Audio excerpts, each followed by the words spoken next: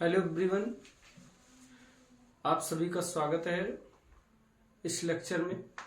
तो बच्चों, इसके पहले हम लोग जो पहला लेक्चर था मैट्रिक्स का, उसमें मैट्रिक्स की डेफिनीशन, मैट्रिक्स के बेसिक टर्म्स जो कि इम्पॉर्टेंट हैं आगे स्टडी करने के लिए, और मैट्रिक्स का ऑर्डर क्या होता है, रो क्या होती है, कॉलम क्या होती है, और इसके बाद टाइप्स ऑफ मैट्रिक्स, ये सारी बातें पिछले वीडियो में हम लोग कर चुके हैं।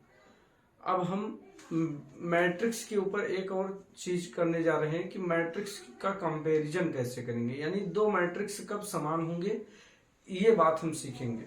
और उसके बाद हम मैट्रिक्स के ऊपर ऑपरेशन सीखने वाले हैं। ऑपरेशन का क्या मतलब होता है, ये सारी चीजें हम आप लोगों को बताएंगे। हालांकि आप लोग जब छोटे थे तभी से ऑपरेशंस करते आ रहे हैं, और इन्हें हम मतलब मैथमेटिकल ऑपरेशन कहते हैं। तो जब भी हम कोई नया सिस्टम सीखते हैं, चाहे वो सेट हो या फिर मैट्रिक्स हो या फिर वेक्टर हो, तो हम उनके ऊपर ऑपरेशन करते हैं। जैसे हम अपने छोटे क्लास में नंबर्स के बारे में सीखे, तो वहां पे हमने कौन सा ऑपरेशन सीखा, प्लस करना, दो नंबर्स को प्लस करना, और उसके बाद माइनस करना और मल्टीप्लाई करना, डिवाइड करना, ये सारी चीजें हमने छोटी क्लास में सीखा है। आज हम लोग एक नए सिस्टम के साथ क्लास 12 में मैट्रिक्स के साथ परिचित हुए हैं। तो यहाँ पर बच्चों हमें मैट्रिक्स के ऊपर भी ऑपरेशन सीखने हैं। बेसिकली हम मैट्रिक्स में क्या क्या कर सकते हैं, क्या हम दो मैट्रिक्स को ऐड कर सकते हैं, अथवा क्या हम हर एक मैट्रिक्स को ऐड कर सकते हैं, मैट्रिक्स का मल्टीप्लाई हो सकता है, डिवाइड हो सकता है या नहीं, ये सारी बातें इस वीडियो में हम करने वाले हैं। तो बच्चों चलिए फिर समय को बेकार ना करते हुए अपना आज का क्लास स्टार्ट करते हैं। इससे पहले आप लोगों से एक रिक्वेस्ट है कि आप लोग वीडियो पूरा देखें और अपने अपने सुझाव जरूर दें। आपको वीडियो कैसा लगा ये जरूर बताएं। तो देखिए, सबसे फर्स्ट नंबर पे आता है equality of matrices. Equality of matrices,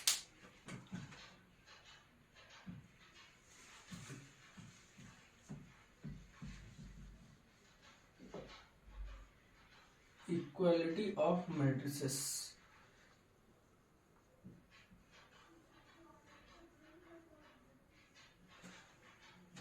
तो two matrices A and two matrices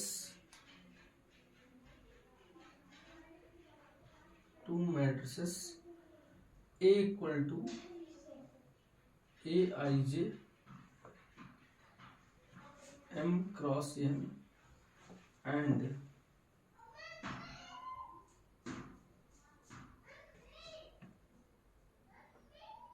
B equal to Bij M cross N cross P is said to be equal, is said to be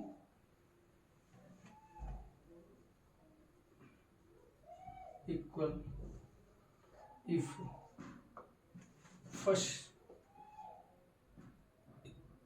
M equal to N and N equal to P। इसका क्या मतलब है? M equal to N का मतलब एक matrix है जिसका order M cross N है, और दूसरी एक मैट्रिक्स है जिसका ऑर्डर N क्रॉस P है। तो ये मैट्रिसेस तभी इक्वल होंगी जब M इक्वल टू N। अब देखिए M क्या रिप्रेजेंट करता है, जो मैट्रिक्स का ऑर्डर होता है उसमें पहला नंबर क्या रिप्रेजेंट करता है, तो आपको पता है कि ये नंबर ऑफ रो रिप्रेजेंट करता है। ये क्या रिप्रेजेंट करता है, नंबर ऑफ रोज। और जो सेकंड ऑर्डर मतलब जो हमारे मैट्रिक्स के ऑर्डर का सेकंड नंबर होता है, ये क्या रिप्रेजेंट करता है, तो ये रिप्रेजेंट करता है नंबर ऑफ कॉलम। तो कहने का मतलब पहली बात कि ये होना चाहिए कि M इक्वल टू N का मतलब जो पहली मैट्रिक्स ये है उसमें नंबर ऑफ रोज जो हूं वो दूसरी मैट्रिक्स बी के नंबर ऑफ रोज के इक्वल हो, और जो नंबर ऑफ कॉलम अपने पहले मैट्रिक्स का है ए का, उसके नंबर ऑफ कॉलम्स किसके इक्वल होने चाहिए, वी मैट्रिक्स के इक्वल होनी चाहिए।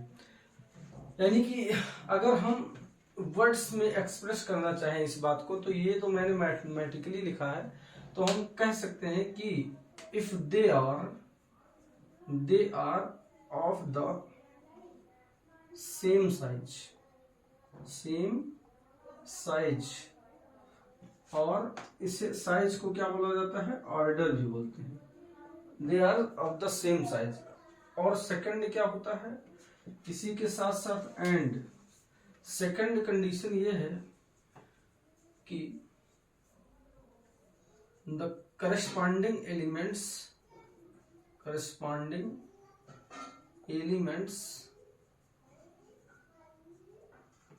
Of matrix A is equal to corresponding element of matrix B, corresponding element of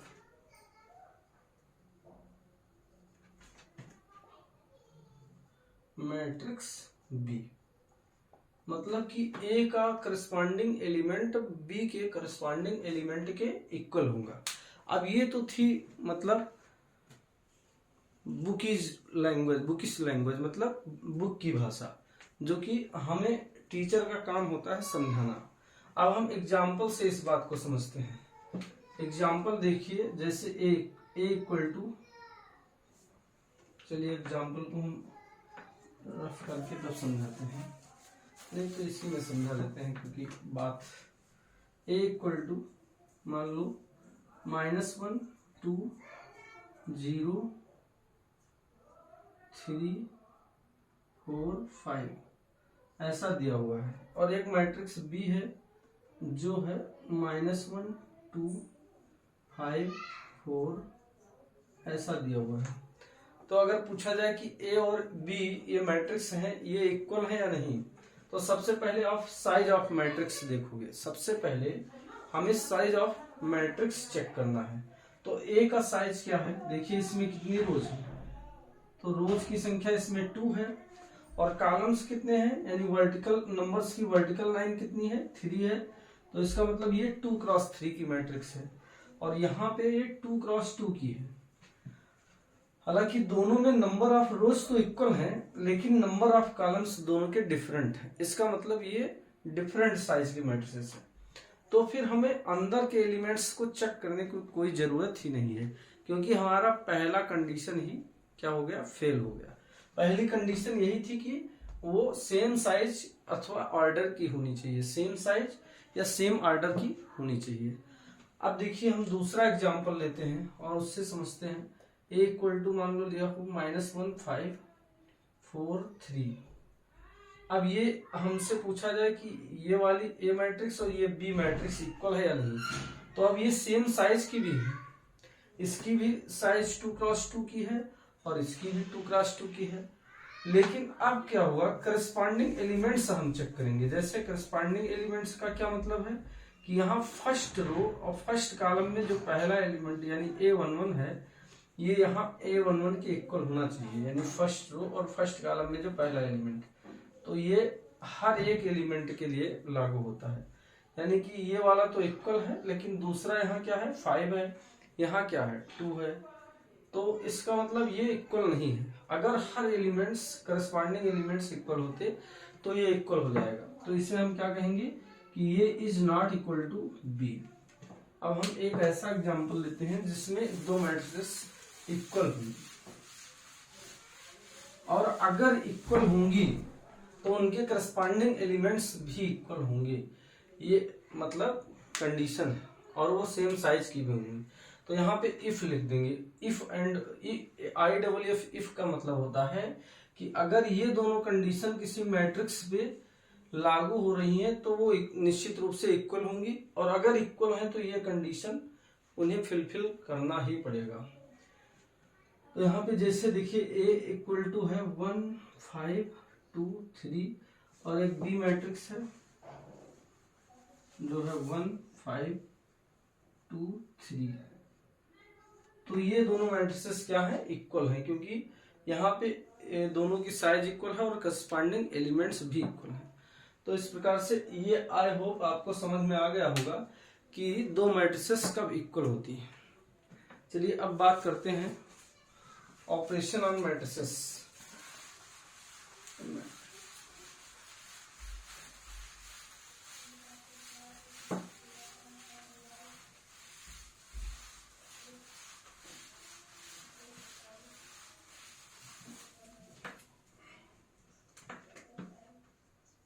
operation on matrices.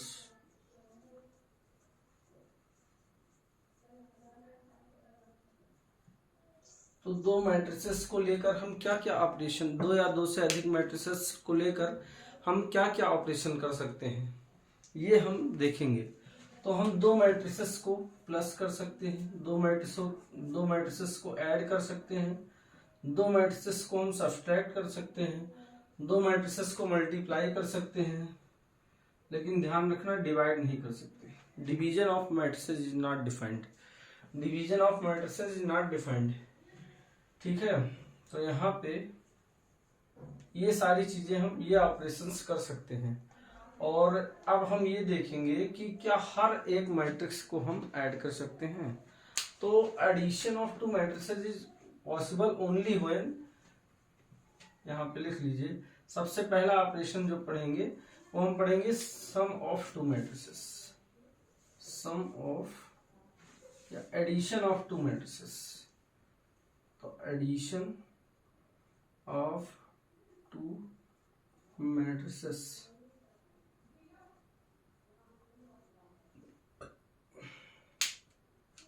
the addition of two matrices, the addition of two matrices is defined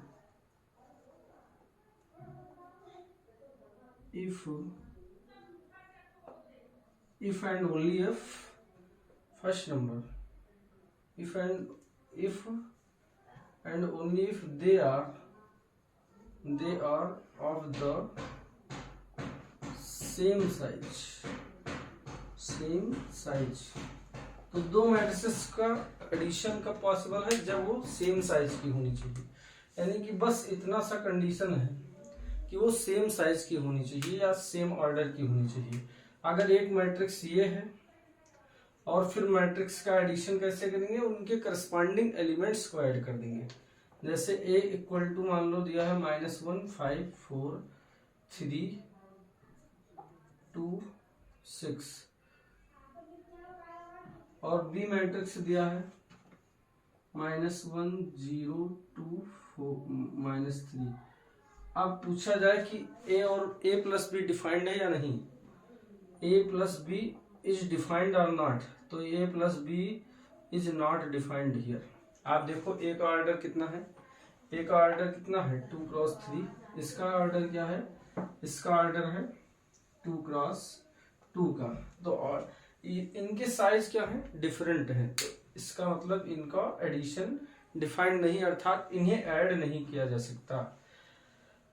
अब देखिए add करते समय क्या होता है कि हम करस्पॉन्डिंग एलिमेंट्स को ऐड करते हैं, मैट्रिक्स के करस्पॉन्डिंग एलिमेंट्स को ऐड करते हैं। तो करस्पॉन्डिंग का मतलब जो इस मैट्रिक्स का यानी कि ये वाला एलिमेंट है, इसको इसके साथ ऐड करना है।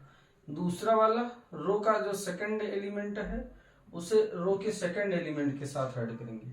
ऐसे जब थर्ड को ऐड करने की बारी आएगी तो इस वाले के पास कोई एलिमेंट ही नहीं रहेगा। तो इसलिए डिफरेंट साइज की मैट्रिसेस का एडिशन या सब्ट्रैक्शन पॉसिबल नहीं है। तो चाहे एडिशन की बात करें, because subtraction is special case of addition. Subtraction is nothing but means if B want to subtract a matrix B from A, then it is same as addition of negative matrix B in A। मतलब ये कुछ, अगर हम A में से B को subtract कर रहे हैं तो ये कुछ नहीं है, ये A में -B का ऐड ही है, ठीक है। तो जो बातें हम मतलब एडिशन के ऊपर कर रहे हैं वही ये वाला सेम कंडीशन माइनस के ऊपर भी लागू होगा। अब ये बात आपको समझ में आ गई होगी कि हर एक मैट्रिक्स का एडिशन पॉसिबल नहीं है, अगर मैट्रिक्स सेम साइज की है तभी उनका एडिशन पॉसिबल है। अब देखिए कुछ properties of addition of matrices होता है।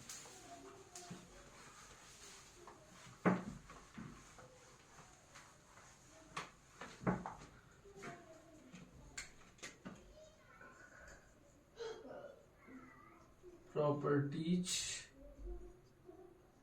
Of addition of matrices, addition of matrices.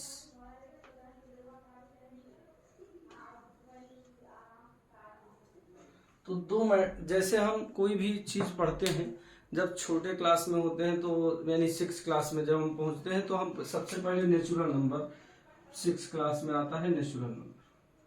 तो जैसे ही हमें नेचुरल नंबर पढ़ाया जाता है वैसे ही हमें कुछ प्रॉपर्टीज बताई जाती है उनके ऑपरेशंस के ऊपर। ऑपरेशन क्या है? प्लस माइनस मल्टीप्लाई या डिवाइड। ये इनके अलावा और भी ऑपरेशन हो सकते हैं, लेकिन ये ऑपरेशन नेचुरल नंबर के ऊपर होते हैं।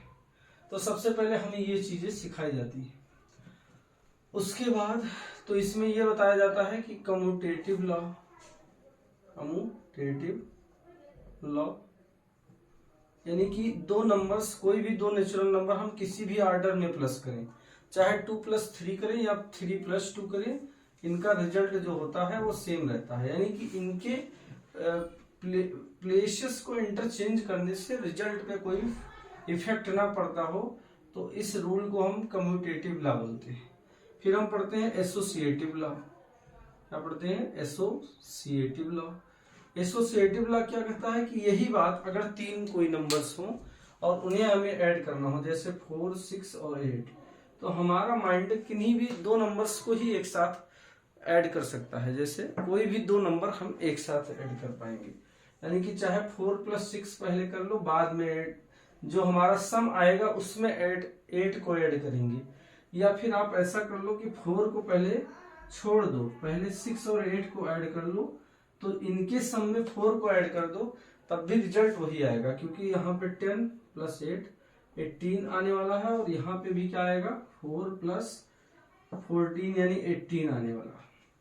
तो इस रूल को बोला जाता है कम्यूटेटिव लॉ। उसके बाद होता है एडिटिव। ये सारे टर्म्स आपको आने चाहिए। मैं छोटे क्लास से इसको इसलिए रिलेट कर रहा हूं क्योंकि एडिटिव आइडेंटिटी होता है, एडिटिव आइडेंटिटी। तो आपको पता है एडिटिव आइडेंटिटी का आइडेंटिटी जहां वर्ड आ जाए और उसका मतलब होता है कि जो नंबर की आइडेंटिटी को चेंज ना होने दे। यानी कि ऐड वर्ड अगर आ गया तो इसका मतलब ऐड करने से किसी नंबर की आइडेंटिटी चेंज ना हो। तो नेचुरल नंबर में एडिटिव आइडेंटिटी तो पाया नहीं जाता है, क्योंकि नेचुरल नंबर में 0 नहीं होता है। हमें आपको पता है कि 0 एक ऐसा नंबर है, अगर हम रियल नंबर की बात करें तो रियल नंबर में 0 एक ऐसा नंबर पाया जाता है जिसको किसी नंबर में ऐड करें, या फिर आप बात करें होल नंबर्स में तो उसमें 0 पाया जाता है। तो यानी कि होल नंबर्स में जो होता है वो होल नंबर्स के लिए एडिटिव आइडेंटिटी 0 होती है। अच्छा, रियल नंबर्स के लिए 0 एक ऐसा नंबर है जिसे हम किसी भी रियल नंबर में ऐड कर दें तो वही रियल नंबर आएगा। यानी कि 0 + एनी रियल नंबर या एनी रियल नंबर + 0 करें तो ऑलवेज ए ही आएगा। यानी किसी नंबर में 0 को ऐड करें या उस नंबर में मतलब 0 को ऐड करें, कैसे भी वही रिजल्ट आएगा। तो इसको बोलते हैं वही नंबर आएगा, इसलिए 0 को क्या कहा जाता है? Additive identity. ऐसे ही एडिटिव इनवर्स होता है। क्या होता है? Additive inverse. तो एडिटिव इनवर्स क्या होता है? जैसा कि नाम से ही स्पष्ट है, इनवर्स का मतलब कि जो हमें मतलब एडिशन का ऑपरेशन लगाने से एडिटिव आइडेंटिटी एलिमेंट दे दे, आइडेंटिटी एलिमेंट दे दे। यानी कि जैसे मान लो कि -2 है तो -2 के लिए +2, -2 में अगर +2 ऐड कर दे तो हमें आइडेंटिटी एलिमेंट यानी 0 प्राप्त हो जाएगा। आइडेंटिटी एलिमेंट जो होता है वो 0 होता है, 0 प्राप्त हो जाएगा। तो इसको यानी कि -2 और 2 को एक दूसरे का एडिटिव इनवर्स कहा जाता है। 2 का एडिटिव इनवर्स -2 होगा और -2 का 2 होगा। तो इस प्रकार से किसी एक रियल नंबर a के लिए एक negative real number -a exist करता है, जिनका सम जो होता है वो 0 आता है, आइडेंटिटी एलिमेंट आता है। तो ये बात होती है एडिटिव इनवर्स। ठीक है, अब इसके बाद ये सारी कुछ प्रॉपर्टीज थी एडिटिव इनवर्स। तो ये सारी चीजें हम बेसिक 6th क्लास से ही पढ़ते आ रहे हैं। तो हम यहाँ पे सीखेंगे कि क्या ये सब मैट्रिक्स में भी एग्जिस्ट करता है या नहीं, मैट्रिक्स में क्या कम्यूटेटिव लॉ होल्ड करता है, एसोसिएटिव लॉ होल्ड करता है या नहीं, ये सारे रूल्स मैट्रिसेस के ऊपर कैसे वर्क करते हैं। तो चलिए फिर इसको हम देखते हैं।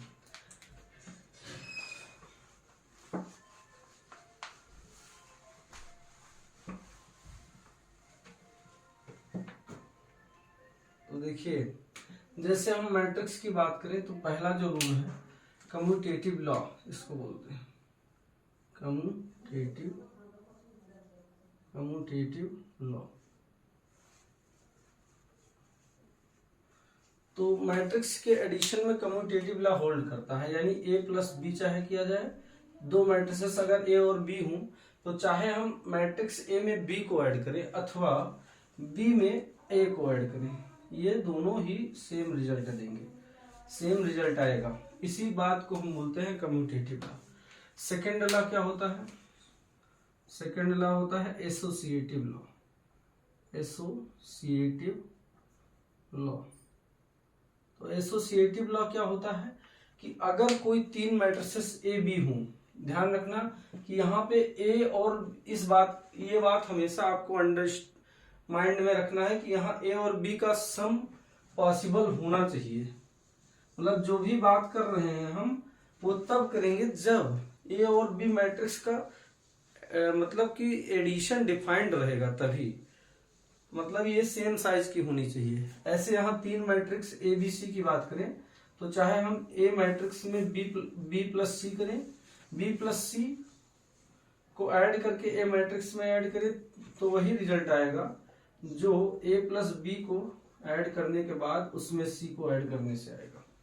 यानी कि बी और सी, कोई तीन मैट्रिक्स अगर ए बी सी हो और उनका एडिशन पॉसिबल हो तो चाहे आप बी और सी को पहले ऐड कर लो, उनका सम निकालने के बाद उसमें ए को ऐड करो, या फिर ये और बी का सम पहले निकाल लो और बाद में सी को ऐड करो, तो ये रिजल्ट हमें सेम मिलेगा। इसी रूल को हम क्या बोलते हैं? Associative rule.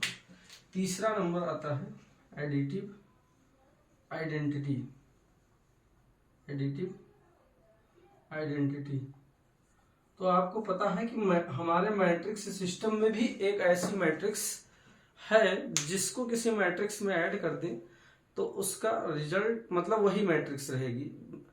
When null matrix is added to any matrix, the result is the matrix itself. So null matrix is here. What? Null matrix is additive. Null matrix क्या है? एडिटिव आइडेंटिटी है। जैसे हम a प्लस ओ करें, या o का मतलब नल matrix को हम o से रिप्रेजेंट करते हैं, या o प्लस a करें हमें a ही मिलेगा, तो इसी को हम बोलते हैं, o को क्या बोला जाता है? Additive identity for addition of matrices. o को हम यानी नल मैट्रिक्स को एडिटिव आइडेंटिटी और identity element for matrices, identity element for addition of matrices.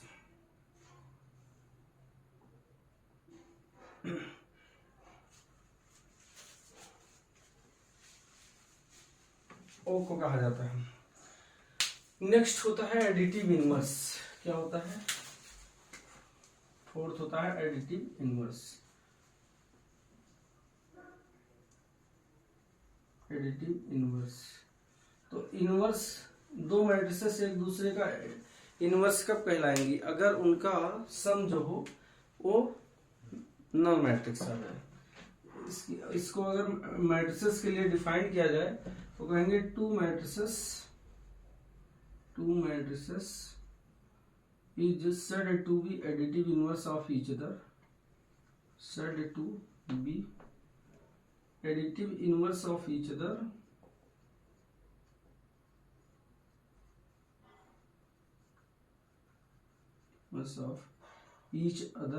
if their sum is null matrix.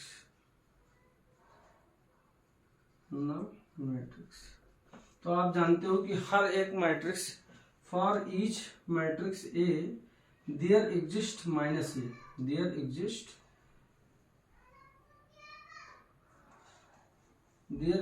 A matrix minus A, यानी negative of A, such that A plus minus A equal to minus A plus A equal to क्या होगा?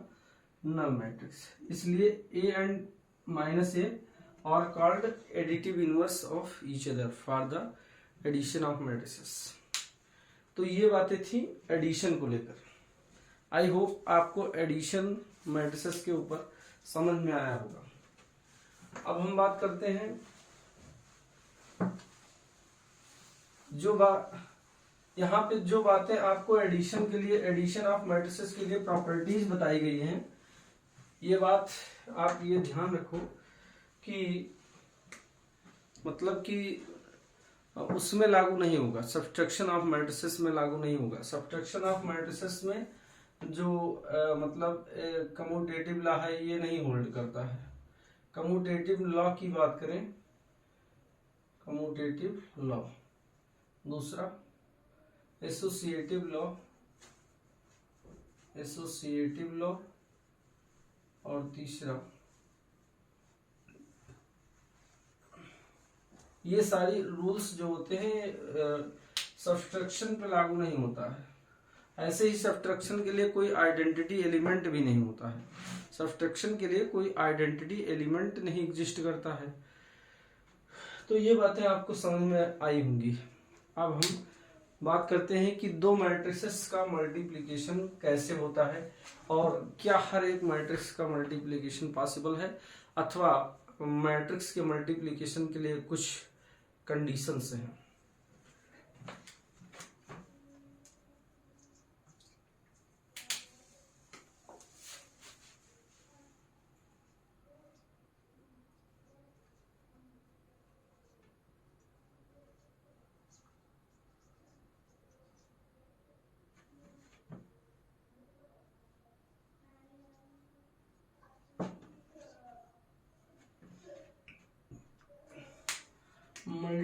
तो the product of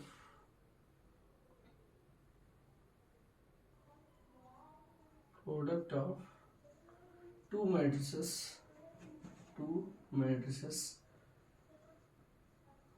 A equal to Aij M cross N and B equal to Bij N cross P is defined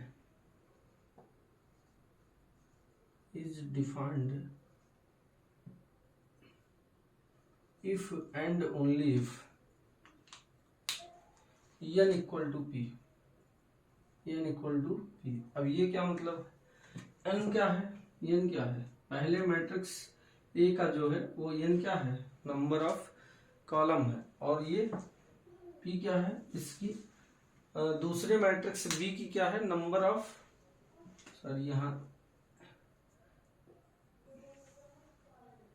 n यहाँ पे कुछ लिख देते हैं, m cross n और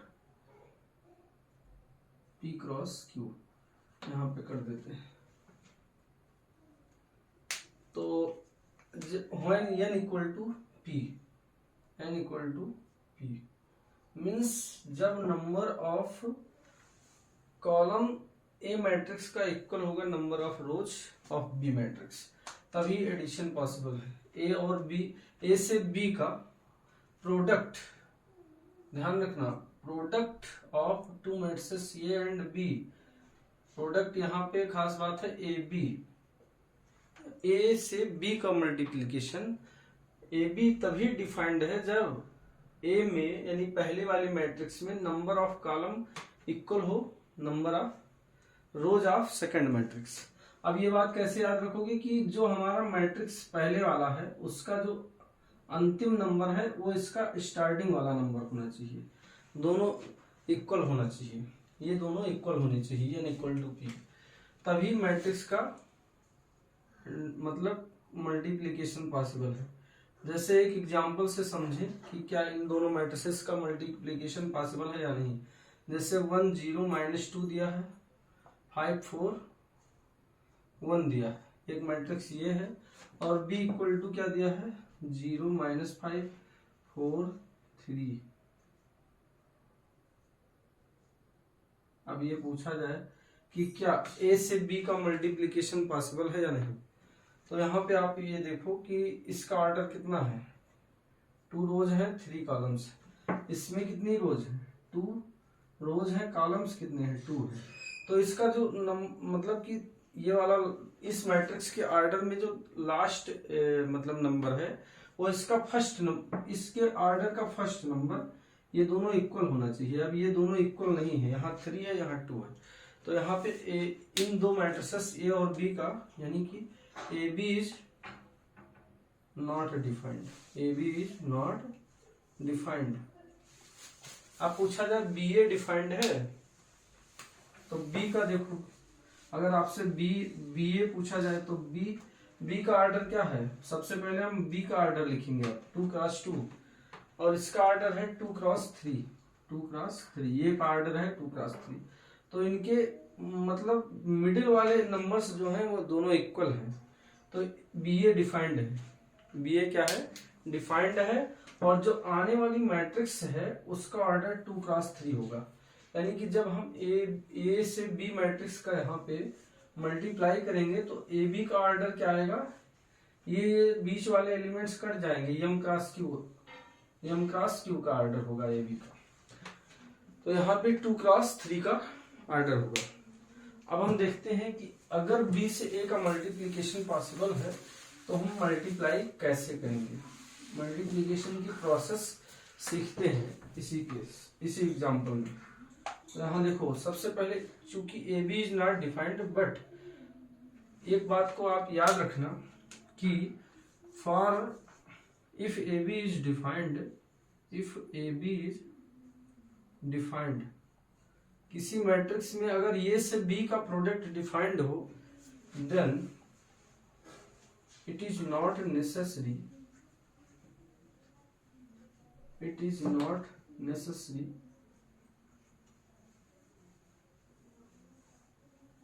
that BA is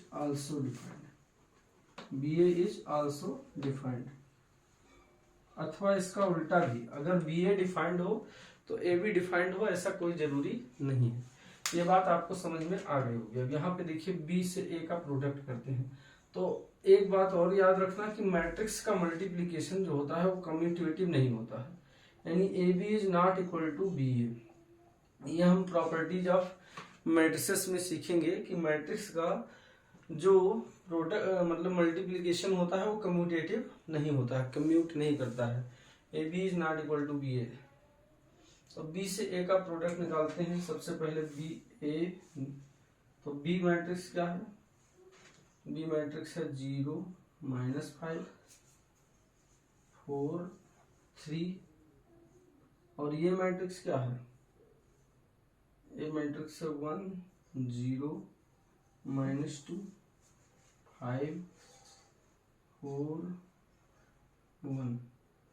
अब ये से बी का प्रोडक्ट करना है, तो देखिए यहाँ पे एक चीज, ये जो पहले वाली मैट्रिक्स है उसके रो से हमें इसके कॉलम को मल्टीप्लाई करना है, रो से कॉलम को मल्टीप्लाई करेंगे, करस्पॉन्डिंग रो के करस्पॉन्डिंग एलिमेंट से हम इसके कॉलम्स के मतलब एलिमेंट्स को मल्टीप्लाई करेंगे, यानी 0 को 1 से करेंगे और -5 को 5 से करेंगे।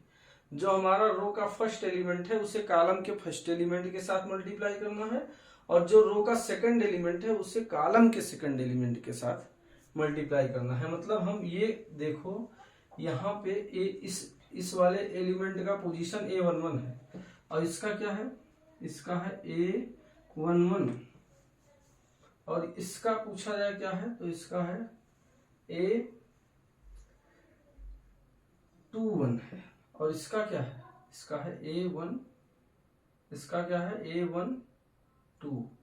अब यहाँ पे देखो A12 का मल्टीप्लाई किसके साथ हो रहा है, A21 के साथ।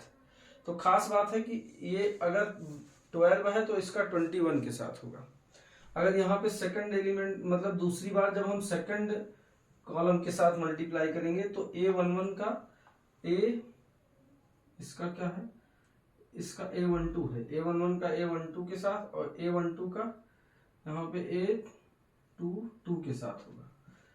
हाँ, तो यहाँ पे एक बात ध्यान रखना कि ये वाला जो इसका सेकंड एलिमेंट है 2, यहाँ इसका फर्स्ट नंबर रहेगा।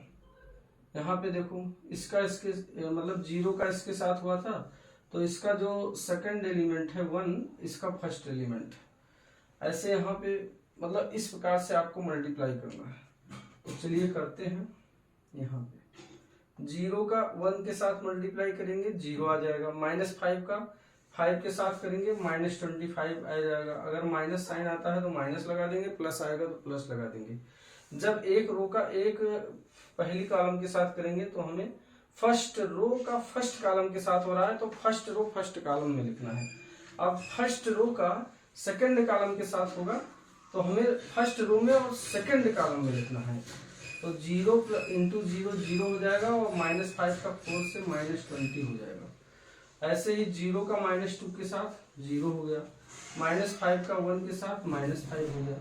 तो हमने फर्स्ट रो से तीनों कॉलम्स को मल्टीप्लाई कर लिया, फर्स्ट रो से तीनों कॉलम को मल्टीप्लाई कर लिया। अब हम सेकंड रो से यही काम करेंगे, सेकंड रो को तीनों कॉलम के साथ मल्टीप्लाई करेंगे। तो 4 का 1 के साथ 4 1 जा 4, ऐसे 3 का 5 के साथ 3 5 जा 15, दोनों ये 3 भी प्लस में है और 5 भी प्लस में है तो प्लस में 15 आएगा। ऐसे 4 का 0 के साथ 0, और 3 का 4 के साथ क्या हो जाएगा 12। ऐसे यहाँ 4। अब हम सेकंड रो को थर्ड कॉलम के साथ करेंगे। जो भी रो पहले वाले मैट्रिक्स का उठाएंगे उसे हर एक कॉलम के साथ मल्टीप्लाई करेंगे, और अगर आप थर्ड कॉलम से कर रहे हो तो आपको थर्ड कॉलम में ही लिखना है। तो यहाँ के 4 2 जा -8 और 3 1 जा 3। तो अब इसे हम सिंप्लीफाई कर देंगे। सिंप्लीफाई करने पर क्या आएगा, पहला तो -25 ही आ गया, दूसरा क्या आ गया -20, तीसरा क्या आया -5, और 15 और 4 19 आ गया। यहाँ पे क्या आ गया 12, यहाँ क्या आ गया 8 में से 3 गया -5। तो इस प्रकार से जो हमें बीए मैट्रिक्स प्राप्त हुई उसका ऑर्डर क्या है, इसका ऑर्डर आप देखो तो 2 क्रॉस 3। अब यहाँ देखिए आप ए का ऑर्डर कितना था 2 क्रॉस 3, ए का ऑर्डर कितना था 2 क्रॉस 3, और इसका ऑर्डर क्या था 2 क्रॉस 2। अब बी से ए का जब हम किए तो इसका सेकंड एलिमेंट इसका फर्स्ट एलिमेंट इक्वल था, तो 2 क्रॉस 3 का हमें मिलना चाहिए, जो कि मिल गया। तो इस प्रकार से आपको दो मैट्रिक्स का मल्टीप्लीकेशन करना है। अब एक बात और आपको जिससे जल्दी बता दें, इसमें जो कॉन्सेप्ट है प्रॉपर्टीज ऑफ मैट्रिक्स मल्टीप्लीकेशन, ताकि अब नेक्स्ट वीडियो में हम इस पर क्वेश्चंस लेंगे। प्रॉपर्टीज ऑफ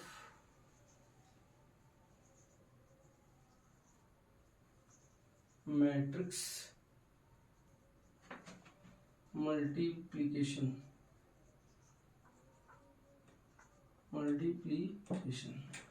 तो पहला यही होता है कि AB is not equal to BA in general. Sometimes AB may be equal to BA, but in general AB is not equal to BA. Means commutative law does not hold in multiplication of matrices in general. Sometimes it may hold. Second, associative law holds in multiplication of matrices. A into BC is same as A into AB into C. Commutative law holds. Commutative law holds. Third है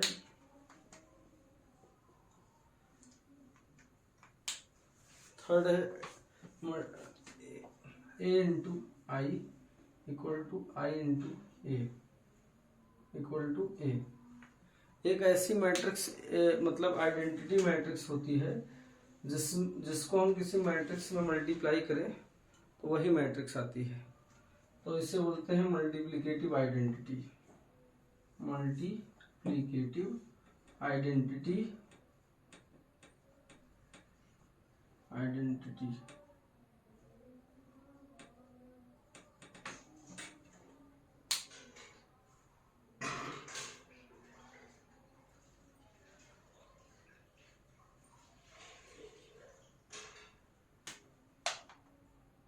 I think multiplicative identity जो होता है, और फिर इसके बाद होता है डिस्ट्रीब्यूटिव लॉ।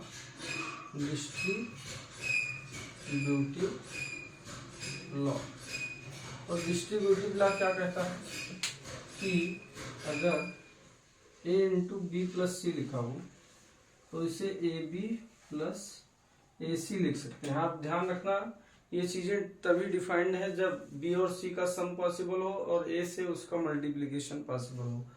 ऐसे हम अगर ये लिख दें कि A प्लस B इंटू सी, तो हम इसे लिख सकते हैं AC प्लस BC। अब स्केलर मल्टीप्लिकेशन कैसे होगा? जैसे मान लो K इंटू AB लिखा हो तो इसे हम KA इंटू B लिख सकते हैं, ठीक है, ऐसे लिख सकते हैं। और ये सारी चीजें हैं। इस प्रकार ये कुछ प्रॉपर्टीज थी मैट्रिक्स के मल्टीप्लिकेशन को लेकर। बाकी अब हम लोग इसके ऊपर क्वेश्चन सॉल्व करेंगे। और आप सभी से रिक्वेस्ट है कि अगर आपको वीडियो अच्छा लगा हो तो प्लीज एक लाइक जरूर करें और हमारे चैनल को सब्सक्राइब कर लें ताकि आपको रेगुलर नोटिफिकेशन मिलता रहे, और बेल आइकन को प्रेस कर लीजिए। धन्यवाद।